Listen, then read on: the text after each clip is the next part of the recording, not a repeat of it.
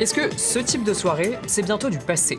On parle de free party, ces soirées techno gratuites, informelles, souvent dans des endroits reculés. En tout cas, la France vient de casser l'ambiance. Le Sénat a adopté un projet de loi qui réprime, sanctionne lourdement l'organisation, mais aussi la participation à ce type de soirée. Mais du coup, pourquoi la France s'en prend au free party?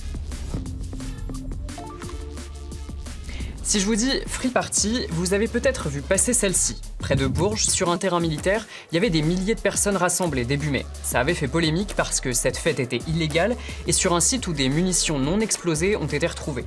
Le ministre de l'Intérieur s'était même rendu sur place et avait défendu le projet de loi qui était encore à l'étude à ce moment-là. C'est donc un rassemblement musical illégal. Pour que ça ne se reproduise plus, il faut durcir les sanctions. Il n'y a que ça que les gens comprennent d'une manière générale. Voilà pour l'ambiance. Bon, ce qu'on vous a montré près de Bourges, c'est un exemple de free party gigantesque. Il n'est pas forcément représentatif de ce que sont ces soirées. On va y revenir. Mais au fait, d'où elles viennent les free parties?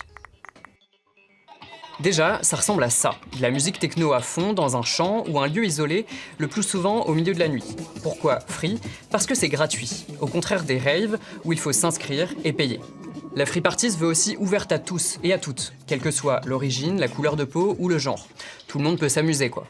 Ces fêtes sont apparues à la fin des années 80, au Royaume-Uni. À l'époque, le gouvernement conservateur avait fixé l'heure de fermeture des boîtes à 2h du matin. Trop tôt pour certains qui se sont repliés sur les friches industrielles ou à l'extérieur des villes pour continuer la soirée. Bref, une rébellion contre le système. Aujourd'hui, elles ont une donnée très politique, puisque ce sont des fêtes qui revendiquent l'anticapitalisme, qui revendiquent le vivre ensemble, qui revendiquent l'horizontalité plutôt que la verticalité, et qui permettent à des gens qui n'auraient pas nécessairement la possibilité d'aller dans un club ou dans un festival pour des raisons financières, pour des raisons de position géographique, de faire la fête. La fête est donc aussi politique. Mais finalement, qu'est-ce qui est reproché à ces soirées? Souvent, ce sont leurs nuisances. Ça peut être le bruit, même si c'est souvent dans des endroits isolés, ou les dégâts, parce que les free parties peuvent se tenir sur des terrains privés, des champs d'agriculteurs par exemple, comme ici dans la Drôme. Là, vous allez donc c'est sur une propriété privée, une personne qui élève des chevaux. Donc ces pâtures seront saccagées et donc c'est une nuisance complémentaire. Bon là, il faut prendre un peu de recul et regarder de combien de soirées on parle. C'est en fait assez difficile à dire. D'ailleurs, le Sénat a lui-même galéré. Dans ce rapport de 2019, c'est écrit noir sur blanc. Les statistiques sur le nombre de ces rassemblements sont anciennes et peu fiables. Mais en gros, voici leurs estimations. 4000 fêtes par an, dont 80% avec moins de 500 participants. Donc les giga-fêtes, comme à Bourges, c'est pas la norme. Jusqu'à maintenant en France, il y avait que les organisateurs de free party qui pouvaient être inquiétés. Mais maintenant, participer, faire la fête, pourrait carrément être passible de prison. Justement, de quelles sanctions parle-t-on? Jusque-là, les organisateurs pouvaient recevoir une amende de 1500 €. Maintenant, ce serait 30 000 € et 2 ans de prison.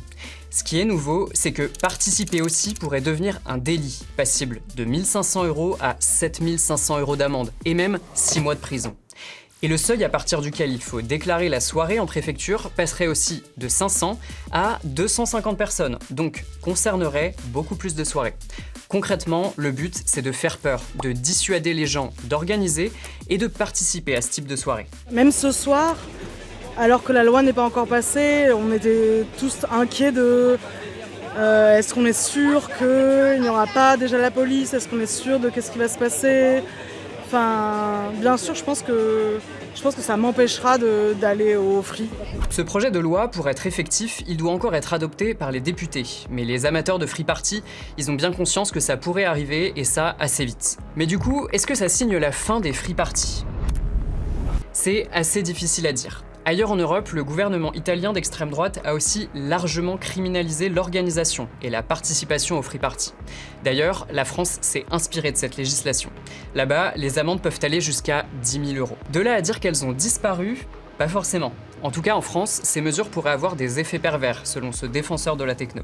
Ça crée une marginalisation encore plus forte des événements, donc ils vont se cacher, ils vont s'isoler, donc encore moins d'accès pour les secours si jamais il se passe quelque chose, encore plus de clandestinité et donc encore moins de contrôle. Bref, vous avez vu, la France veut durcir la loi en matière d'organisation et même de participation à une free party. Ces soirées, c'est pas nouveau, elles sont politiques, c'est une contre-culture. Pour ses opposants, c'est synonyme de nuisance, mais pour ses soutiens, c'est un espace de liberté et de créativité. C'est un débat. Vous, qu'est-ce que vous en pensez? Dites-le nous en commentaire. À plus!